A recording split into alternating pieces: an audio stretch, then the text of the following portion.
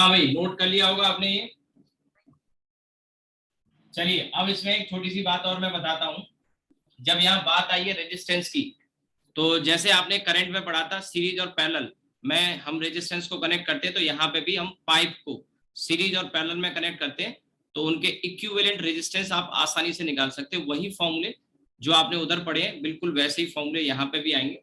Question तो मैंने कभी देखा नहीं ऐसा कोई आया हो, लेकिन फिर भी अगर आता है तो आप इजीली रेजिस्टेंस सीरीज में अगर होता है तो R1 प्लस R2, और पैरेलल में होता है तो 1/R1 प्लस 1/R2 से निकाला जा सकता है।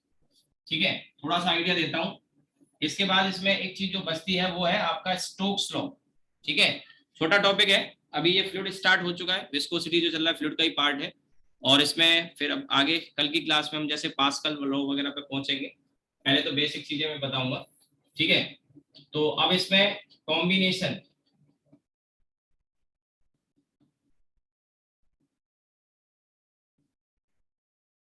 कॉम्बिनेशन ऑफ पाइप्स में पहला है सीरीज कॉम्बिनेशन।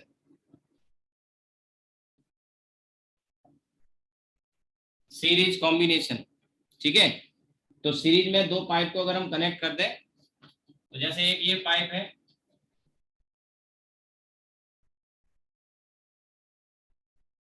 दूसरा ये पाइप है, ये लेंथ L1 है, ये लेंथ L2 है।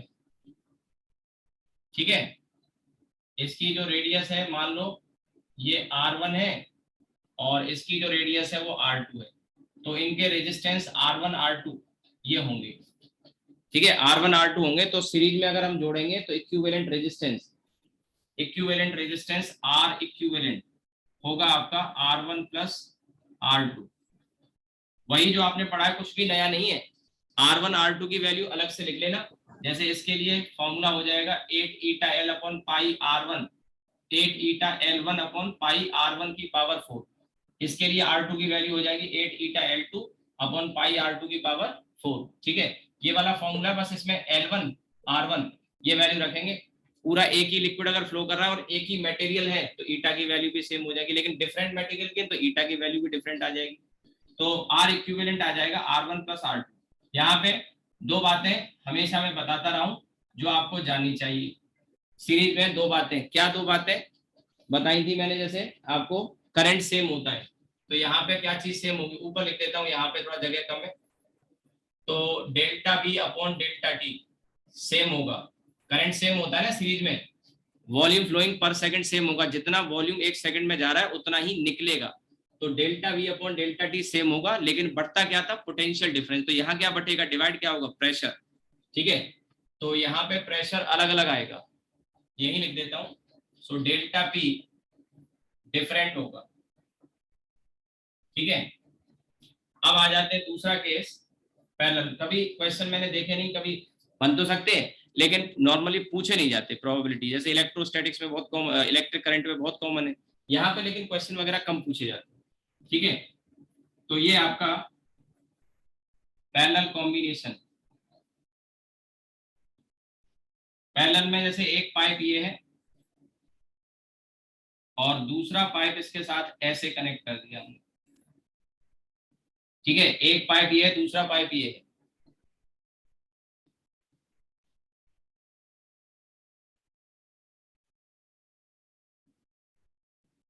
ठीक है, ऐसे दो पाइप हैं, इसका रेजिस्टेंस है R1 और इसका R2। लेंथ डिफरेंट हो सकती है, रेडियस डिफरेंट हो सकते हैं। तो पैरेलल में क्या चीज सेम होती है? उल्टा होता है। वहां voltage difference, potential difference same होता था, तो यहाँ पे डेल्टा पी क्या होगा? सेम। और डिफरेंट क्या होगा? Delta we upon delta T. जो यहाँ से लिक्विड आ रहा है वो दो पार्ट में बढ़ जाएगा, एक इस पाइप में, एक इस पाइप में। तो delta P V upon delta T क्या हो जाएगा? डिफरेंट हो जाएगा। ठीक है, delta we upon delta T क्या हो जाएगा? डिफरेंट हो जाएगा। ठीक है, सो अब यहाँ पे हम आर इक्विवेलेंट अगर लिखते हैं तो आप जानते हैं वही पैरेलल वाला है। ये जो पैरेलल वाले फॉर्मूले ना, सीरीज पैरेलल वाले जो आपने इलेक्ट्रिक करंट में पढ़े हैं, वही यहाँ पढ़ रहे हो। और ऐसा एक जगह फिर हीट में आएगा, जब हम हीट ट्रांसफर पढ़ रहे होंगे, वहां पे भी दो कंडक्टर को जोड़ेंगे सीरीज पैरेलल में, तो उनके थर्मल रेजिस्टेंस का फॉर्मूला बिल्कुल ऐसा ही आएगा।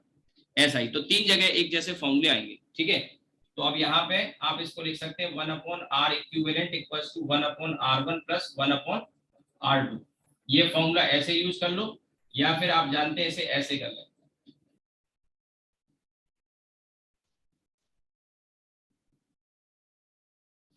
R equivalent equals to R1 plus R2। ठीक है, नोट करिए।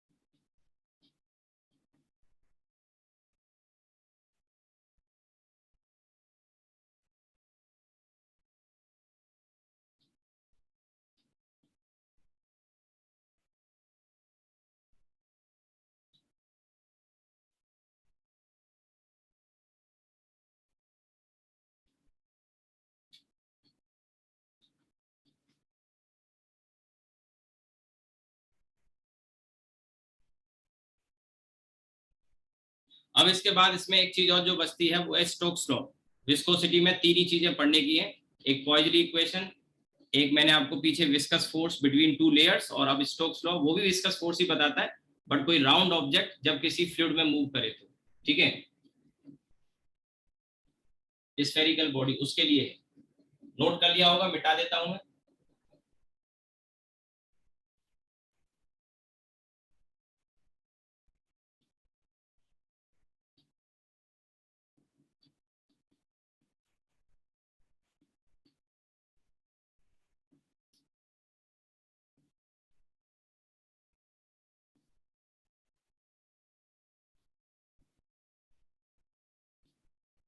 ठीक है, तो स्टोक्स लॉ सबसे पहले क्या बताता है? विस्कस फोर्स, एक बात। दूसरा, किसके लिए? राउंड ऑब्जेक्ट के लिए, किसी भी तरह के ऑब्जेक्ट के लिए नहीं है स्टोक्स लॉ, ध्यान रखना, केवल राउंड ऑब्जेक्ट के लिए। ठीक है, तो राउंड ऑब्जेक्ट में जैसे कोई सॉलिड बॉल है, लिक्विड में, पानी में या गैस में छोड़ दी जाए, फेंक दी जाए, चला दी जाए, तो उस पर लगने वाला जो फोर्स होता है वो किस किस पे डिपेंड करेगा? तो एक तो उसका जो साइज है, उसकी जो रेडियस है, इस पर डिपेंड करेगा। दूसरा, उसकी जो स्पीड है उस पर डिपेंड करेगा। तीसरा, जो मीडियम की विस्कसनेस है उस पर डिपेंड करेगा। यहाँ ध्यान रखना कि कोई सॉलिड बॉल लिक्विड या गैस में चल सकती है, या कोई लिक्विड बॉल जैसे पानी की बूंद ऊपर से गिरती है तो वो हवा में, या हवा में चल सकती है, या मान लीजिए किसी गैस में चल सकती है। ठीक है, उसके लिए स्टोक ने फॉर्मूला दिया। तो Stoke gave an expression, gave या मान लो डिराइव किया, an expression for viscous force, viscous force acting. Stokes gave an expression for viscous force acting on a spherical body. Spherical body के लिए ध्यान रखना, सिलेंडर हो या कोई और शेप हो, स्टोक्स लॉ उसके लिए है ही नहीं। ठीक है, स्फेरिकल बॉडी, और ना ही कभी सवाल पूछेगा moving in a fluid. Fluid का मतलब, और मैंने स्फेरिकल कहा है, सॉलिड भी हो सकती है, लिक्विड भी हो सकती है, लेकिन गैस का कोई मतलब नहीं है। हाँ, मूव करने के लिए फ्लूइड में मूव करेगी, यानी गैस या इसमें। ठीक है, तो अब जैसे कोई राउंड ऑब्जेक्ट है, इसकी जो रेडियस है दैट रेडियस इज आर, और ये v की वेलोसिटी से मान लीजिए हवा में चल रहा है, मूव कर रहा है, तो इस पर लगने वाला जो विस्कस फोर्स है, ठीक है, द विस्कस फोर्स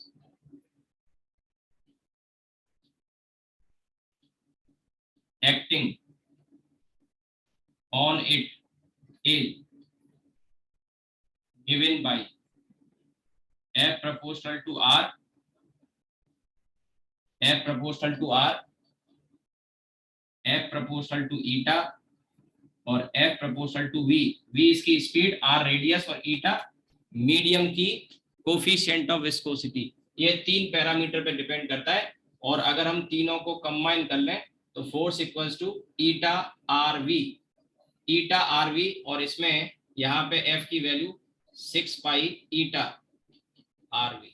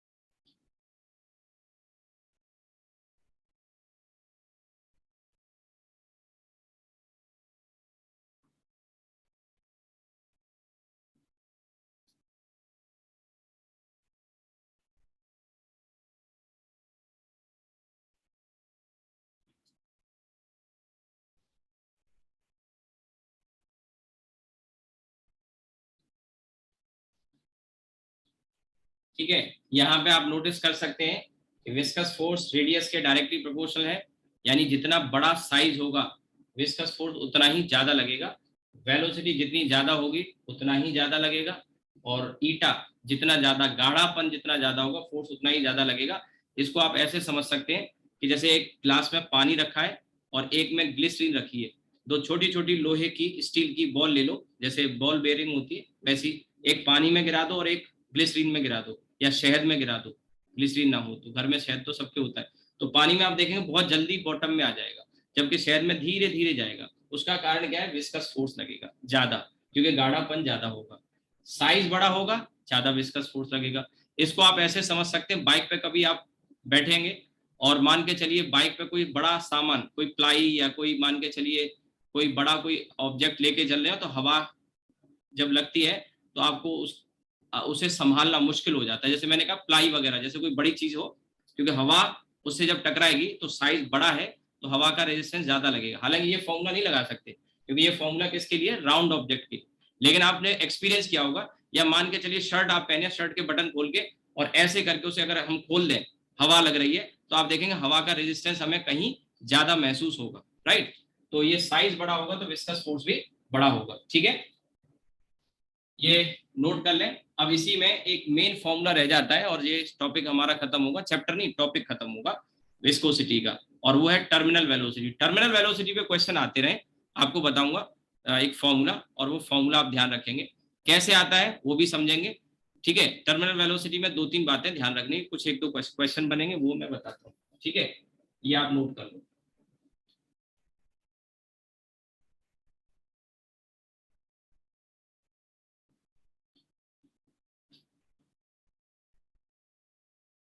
तो अब देखिए टर्मिनल वेलोसिटी, आज की क्लास इसके साथ ही हम खत्म करेंगे, टर्मिनल वेलोसिटी के साथ, टर्मिनल वेलोसिटी, ठीक है। तो देखिए टर्मिनल वेलोसिटी क्या है, टर्मिनल वेलोसिटी एक कांस्टेंट और मैक्सिमम वेलोसिटी है, एक कांस्टेंट और मैक्सिमम वेलोसिटी जो कोई बॉडी अटेन करती है। कब करती है ये भी समझना जरूरी है, कि जैसे कोई राउंड ऑब्जेक्ट है जब हवा में नीचे गिर रहा है, जैसे ओले काफी हाइट से गिरते हैं या पैराशूट वाला जंप करता है, तो ये लॉन्ग टाइम के बाद एक टर्मिनल वेलोसिटी एक्वायर कर लेते हैं, एक सर्टेन कांस्टेंट और मैक्सिमम वेलोसिटी शुरू में बढ़ती जाती है और बढ़ते बढ़ते एक समय जाके कांस्टेंट हो जाएगी, कैसे होगी वो समझना जरूरी है। तो आप देखिए कि जैसे ये ऑब्जेक्ट है, लिखेंगे 2 लाइन यहाँ पे छोड़ देना, 2 लाइन छोड़ देना या बाद में लिख लेना, पहले समझ लो। ये राउंड ऑब्जेक्ट है, इसका अपना वेट है mg। अब जब ये नीचे गिरेगा, हवा में छोड़ दिया, तो इस पे एक फोर्स आएगा, विस्कस फोर्स F, ठीक है। इस F के साथ साथ एक फोर्स और भी आता है जिसे हम F अप कह रहे हैं। ये जो F अप लिखा है ना, ये बाउंड फोर्स है या अपथ्रस्ट फोर्स है, और हमेशा किसी भी मीडियम में लगेगा ही लगेगा। इसका एक फॉर्मूला होता है V rho G, V rho G, V volume होता है, रो बाहर का जो मीडियम है, सराउंडिंग मीडियम, उसका डेंसिटी होता है, इनटू जी, वी रो जी। आगे आने वाला है, आगे हम फ्लूइड में आर्किमिडीज प्रिंसिपल पढ़ेंगे, तो आर्किमिडीज प्रिंसिपल इसी के बारे में तो बताता है। और ये एफ वही फोर्स है, ये वाला विस्कस फोर्स है जो मैंने लिखा है, क्योंकि जब ये बॉडी नीचे जा रही होगी तो विस्कस फोर्स अपोजिट डायरेक्शन में लगेगा। आप बाइक चलाते हैं तो मान के चलिए इधर जा रहे हैं, तो हवा का रेजिस्टेंस पीछे की तरफ महसूस करेंगे अपोजिट डायरेक्शन में, एक रिटार्डिंग फोर्स का काम करता है, ठीक है। यहाँ पे एक समझने की बात है कि mg में भी v सिग्मा जी आएगा, सिग्मा इसकी डेंसिटी, सिग्मा इसकी डेंसिटी, और बाहर जो मीडियम है उसकी डेंसिटी को मान लो मैं रो कह रहा हूँ, सराउंडिंग मीडियम हवा है या पानी है जो भी है उसका, तो इसमें इसकी मीडियम की डेंसिटी बाहर वाले की, और m आएगा, तो ये m में v सिग्मा जी, तो ये सिग्मा इसकी डेंसिटी, ठीक है। और ये f जो है वो 6 पाई, यहां नहीं, F equals to 6 pi eta RV, ये लिखा मैंने 6 पाई ईटा आरवी, ठीक है। mg है v सिग्मा जी, v सिग्मा जी 6 पाई ईटा आरवी, और f अप v रो जी ऊपर, ठीक है। तो होगा क्या, शुरुआत में mg ये जो डेंसिटी है ये काफी ज्यादा होगी f अप से, f अप में क्या है, बाहर का जो मीडियम है उसकी डेंसिटी जो कम होती है, ठीक है। और इसमें शुरुआत में वेलोसिटी क्या होगी, 0, तो ये फोर्स भी शुरुआत में 0 होगा। तो अब ये नीचे की तरफ क्या करेगा, एक्सेलरेट, पहले समझ लो, एक्सेलरेट करेगा, जिसकी वजह से क्या होगा, इसकी स्पीड बढ़ेगी, स्पीड बढ़ेगी तो ये वाला फोर्स बढ़ेगा, लेकिन अभी ज्यादा नहीं है। तो ये दोनों मिलके इसे बैलेंस नहीं कर पाएंगे, दोनों मिलके, क्योंकि ये वैल्यू कम है, ये तो फिक्स है, ये वैल्यू कम है, तो ये मिलके इसके साथ बैलेंस नहीं करेगा, तो और अभी फोर्स डाउनवर्ड लगेगा, डाउनवर्ड एक्सेलरेशन होगा, स्पीड और बढ़ेगी, और बढ़ने से ये बढ़ जाएगा, ये बढ़ेगा, तो इसके साथ मिलके अभी भी इसे बैलेंस नहीं कर रहा, तो और एक्सेलरेट करेगा, हालांकि एक्सेलरेशन और फोर्स कम हो रहा है, पर मैं आपको जाने कितनी बार बताया है कि एक्सेलरेशन कम होने का मतलब वेलोसिटी कम होना नहीं होता, एक्सेलरेशन अपोजिट डायरेक्शन में हो तो कम होगी, अभी तो डाउनवर्ड ये कम हो रहा है, यानी बढ़ने का रेट कम है, लेकिन बढ़ तो अभी भी रहा है, राइट। तो अब यहाँ पे डाउनवर्ड डायरेक्शन में वेलोसिटी और बढ़ेगी, और बढ़ते बढ़ते एक समय वो आएगा ही आएगा कि ये वाली वैल्यू इसके साथ मिलके, दोनों मिलके इसे बैलेंस कर देंगे, और जैसे ही बैलेंस होंगे, बैलेंस का मतलब नेट फोर्स 0, और नेट फोर्स 0 का मतलब एक्सेलरेशन 0, एक्सेलरेशन 0 का मतलब वेलोसिटी का बढ़ना बंद, और बढ़ते बढ़ते बढ़ना बंद हो गया, यानी कांस्टेंट हो गई, और बढ़ते बढ़ते तो मैक्सिमम हो गई, इसी वेलोसिटी को टर्मिनल वेलोसिटी कहते हैं, और टर्मिनल वेलोसिटी के लिए सिंबल वीटी यूज करूंगा, ठीक है, बात आई समझ में। तो terminal velocity is the maximum and constant velocity attained by a body when it move for some time in a fluid, ठीक है, ऐसा कह सकते हैं, और इसका हम कैलकुलेशन भी करेंगे, अगर ऊपर आपने जगह छोड़ी है 2 लाइन की तो वहां लिख लेना, नहीं तो मैं यहाँ लिख देता हूँ। तो टर्मिनल वेलोसिटी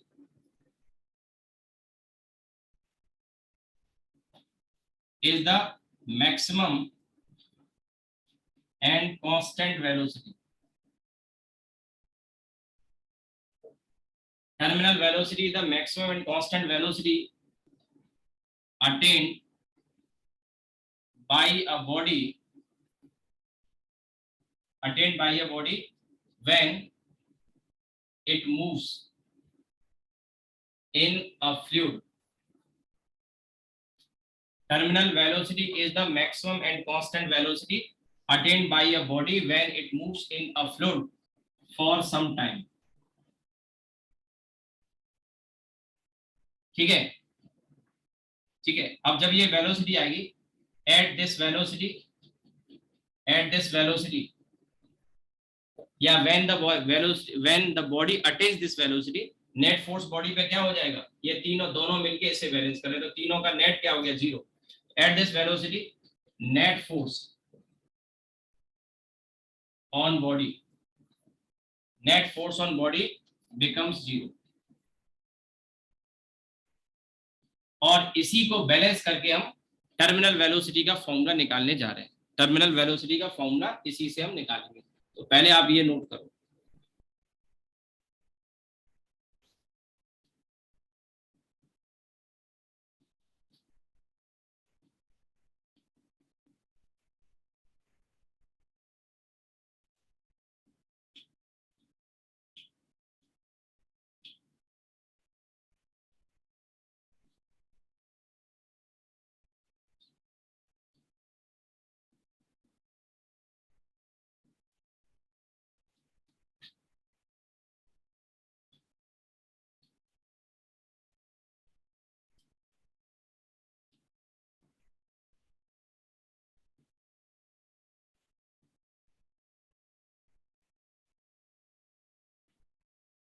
ठीक है, इसकी कैलकुलेशन करेंगे, एक फॉर्मूला आएगा, वो फॉर्मूले पे क्वेश्चन आए हैं प्रीवियस ईयर में, बहुत फ्रीक्वेंट तो नहीं, बट इस टॉपिक से ज्यादातर जो क्वेश्चन पूछे गए ना, वो टर्मिनल वेलोसिटी से पूछे गए, ठीक है, डायरेक्ट फॉर्मूला बेस्ड क्वेश्चन आए, इवन जे मेन वगैरह में, आईआईटी में भी आए, कम आए लेकिन काफी कम, नीट में भी कम आए।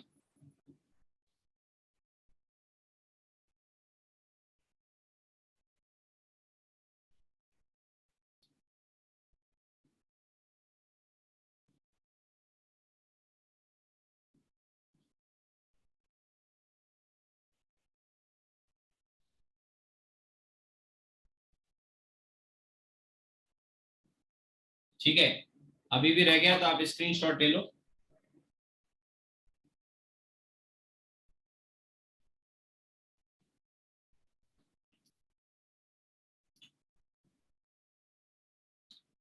ठीक, तो अब देखिए मैंने बताया कि ये फोर्सेस बैलेंस हो जाएंगे, mg नीचे, एफ अप और एफ ये वाला ऊपर, ठीक है। ये आ जाएगा आपका v सिग्मा जी, एफ अप होता है v रो जी, रो मैंने बताया बाहर का जो मीडियम है उसकी डेंसिटी, और ये आपका 6 पाई ईटा आर वी। और अब क्योंकि टर्मिनल वेलोसिटी आ गई तो वी टी लिख रहा हूं मैं, टर्मिनल वेलोसिटी पे तो फोर्स बैलेंस होंगे तो वी टी यही निकालेंगे। अब वी वॉल्यूम है, स्फेरिकल बॉडी है, तो वॉल्यूम का फॉर्मूला होता है 4/3 pi R cube sigma into G. V की जगह हम यहाँ पे फिर लिख सकते हैं 4/3 pi R cube rho into G 6 pi eta R V. तो पाई पाई पाई तो ये गया, दूसरा एक आर यहाँ से और एक यहाँ से, और ये 2 ये 2 और ये 3, ये वी टी, ठीक है।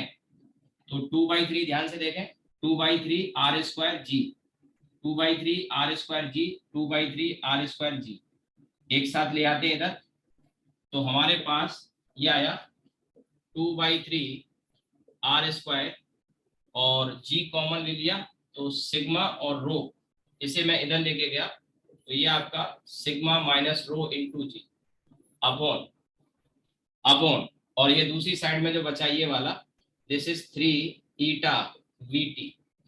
तो मुझे वी टी चाहिए था तो 3 ईटा को मैं यहाँ ले आता हूँ, तो ये आ जाएगा 9 ईटा।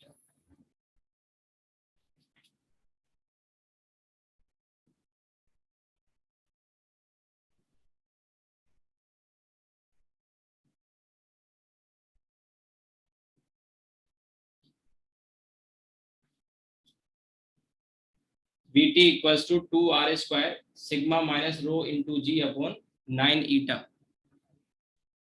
ये फॉर्मूला आ गया, याद रखना है आपको ये फॉर्मूला। इस फॉर्मूले में सबसे मेन बात ये है कि V T proportional to R square है, ये सबसे मेन है। यानी अगर हम रेडियस को 2 गुना कर देंगे तो टर्मिनल वेलोसिटी 4 गुना हो जाएगी। ध्यान रहे, टर्मिनल लगता है कि साइज बड़ा होगा तो विस्कस फोर्स बढ़ेगा, यस विस्कस फोर्स बढ़ेगा बिल्कुल, और विस्कस फोर्स बढ़ेगा लेकिन वेट भी तो बढ़ जाएगा, तो ज्यादा एक्सीलरेट करेगा, इसलिए टर्मिनल वेलोसिटी आर स्क्वायर के डायरेक्टली प्रोपोर्शनल, इनवर्सली नहीं। हमें लगता है विस्कस फोर्स बढ़ जाएगा लेकिन वेट भी तो बढ़ेगा, और इसमें तो क्यूब का फैक्टर आर की पावर 3, इसमें केवल आर आ रहा है ना। तो ये आ गया, और बाकी आप देख सकते हैं इनवर्सली प्रोपोर्शनल टू ईटा है, नॉट दैट इंपॉर्टेंट। तो v प्रोपोर्शनल टू 1 अपॉन ईटा है ना, v प्रोपोर्शनल टू 1 अपॉन ईटा, बाकी g और ये टर्म है, मेन टर्म ये है। इसको लेके एक सवाल बताता हूँ मैं आपको, आपको आज की क्लास उसके साथ ही हम एंड करेंगे, बढ़िया सवाल बन सकता है। Terminal velocity proportional to formula याद ही होना चाहिए आपको।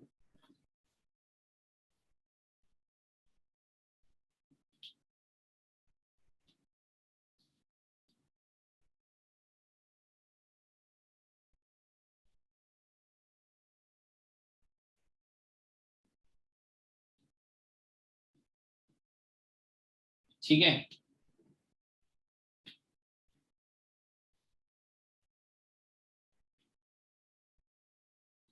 इसमें ये फॉर्मूला तो आ गया। एक सवाल थोड़ा कैलकुलेटिव होगा, उतना जरूरत नहीं है, लेकिन मैं आपको आइडिया दे दूं कि ये वेलोसिटी बढ़ते बढ़ते मैक्सिमम हुई है, ठीक है। तो वेलोसिटी बढ़ती तो है और कांस्टेंट हो जाती है, लेकिन बढ़ने का जो रेट है वो लीनियर नहीं है, ठीक है। Velocity velocity non linearly increases and becomes equal to VT, ठीक है, नॉन लीनियरली। और इसका जो ग्राफ आता है ना, अगर पूछ ले टर्मिनल वी वेलोसिटी बढ़ते बढ़ते कांस्टेंट होती है, ऐसा ग्राफ आता है, और ये वेलोसिटी टर्मिनल है। हम इसे निकाल भी सकते थे जनरल टाइम के लिए, लेकिन उतना पूछेगा नहीं, तो फालतू टाइम नहीं वेस्ट करना। जनरल टाइम पे नेट एक्सेलरेशन निकाल के और उसको डीवी अपॉन डी करके इंटीग्रेट कर सकते थे, उतनी रिक्वायरमेंट है नहीं इसलिए बता नहीं रहा हूँ। तो टर्मिनल वेलोसिटी वी और ये टाइम टी, तो ये नॉन लीनियरली बढ़ते बढ़ते कांस्टेंट होता है।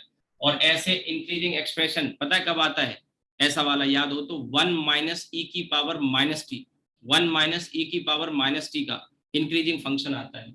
ये मैं पहले भी आपको इस तरह के ग्राफ बता चुका हूँ। तो अगर आप उसको सॉल्व करोगे ना इंटीग्रेट करके, तो टर्मिनल वेलोसिटी का एक्सप्रेशन निकाला जा सकता है। अननेसेसरी कैलकुलेशन हम नहीं कर रहे हैं, ठीक है। हाँ, एक आइडिया मैंने आपको दे दिया है। अब एक सवाल जो बन सकता है वो जरा देखिए। जैसे काफी हाइट से ओले वगैरह गिरते हैं, तो आपने देखा होगा कई बार चर्चा का विषय होता है। आजकल जैसे मौसम जो आप देख रहे हैं, कभी आंधी आती तो ओले वगैरह भी इन दिनों में आ जाते हैं। और कई बार आपने देखा होगा कि ओले की बड़े बड़े ओले आ जाते हैं, तो न्यूज में टीवी में आता है, काफी सारा नुकसान हो जाता है, किसानों की फसल का नुकसान हो जाता है, पशु वगैरह जो खुले में होते हैं उनको चोट वगैरह लग जाती है, कई बार आदमी के सर पे आके टकरा जाता है। तो सर पे कोई ओला अगर गिरता है तो बहुत ज्यादा चोट लगती है, मोटा ओला हो तो ज्यादा। पता है क्यों? क्योंकि मोमेंटम और काइनेटिक एनर्जी बहुत बढ़ जाती है। अगर रेडियस डबल हो जाए ना, तो कई गुना मोमेंटम और काइनेटिक एनर्जी बढ़ जाएगी। कैसे, जरा देखो, ठीक है। एक comparison, two hail stones. Hail stone समझते हो, ओले को ही बोलते हैं। Two hail stone of radii in the ratio 1:2। ठीक है, two hail stone of radii में क्वेश्चन नहीं करा रहा हूं, बल्कि कुछ फैक्ट्स बता रहा हूं जो आप आगे ध्यान रख सकते हो।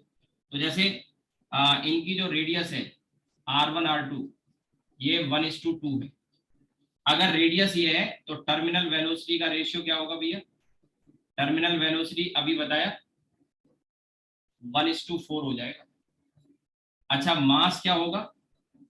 मास, ये m का मतलब एक ओले का रेडियस दूसरे से 2 गुना है, तो वॉल्यूम 8 गुना और मास भी 8 गुना। ठीक है, तो मास कितना हो गया? 1:8। तो मोमेंटम फिर कितना होगा भाई? मोमेंटम जानते हो, मास इनटू वेलोसिटी। मोमेंटम क्या होता है? Mass into velocity. तो मास 1:8 का रेशियो और वेलोसिटी 1:4 का रेशियो। तो इसका मल्टीप्लाई, इसका मल्टीप्लाई, मास इनटू वेलोसिटी, तो 1:32। जबरदस्त। आप देखिए, केवल रेडियस 2 गुना, ये सवाल पूछेगा, रेडियस 2 गुना करने से मोमेंटम 32 गुना बढ़ गया। और change in momentum per unit time is called force. Change in momentum, तो एक छोटा ओला आके टकराया सर से, और वही मान लो बस्ट हो गया, टूट गया, प्लास्टिक कोलिजन का, बाउंस नहीं किया, बाउंस करेगा तो डबल मोमेंटम में चेंज होगा, चोट और ज्यादा लगेगी। मान के चलिए ओले आ जाते हैं, गंजा आदमी मान के चलिए जा रहा हो और ओले आ जाए, सर से टकराए, ठीक है, तो सर पे ओला निकल आएगा एक, सर से टकराए एक ओला और निकल आएगा। अब वो ओला ज्यादा बड़ा होगा कि छोटा, डिपेंड करेगा कि टकरा के वहीं फूट गया कि टकरा के बाउंस कर गया। आपको बताया था मैंने कि प्लास्टिक कोलिजन में मोमेंटम में चेंज आता है mv, और इन इलास्टिक कोलिजन में 2mv। तो चोट किस में ज्यादा लगेगी?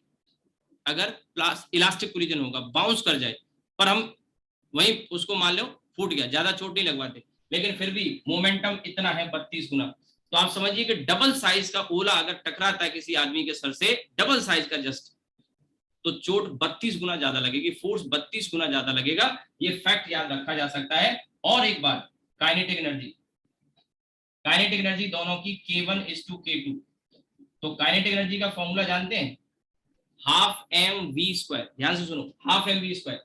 तो हाफ एम वी स्क्वायर, तो यहाँ पे आप देखिए 1:8 है, इसमें तो कुछ नहीं करना है, लेकिन यहाँ v स्क्वायर करोगे तो 1:16, 1:16 मल्टीप्लाई करोगे तो 1:128, 16 और 8 का मल्टीप्लाई 128, यानी kinetic energy just radius double करने से 128 गुना 128 टाइम्स बढ़ गई काइनेटिक एनर्जी। तो ये दो प्रोमिनेंट सवाल बनेंगे, एक ये मोमेंटम को लेके, एक इसको लेके।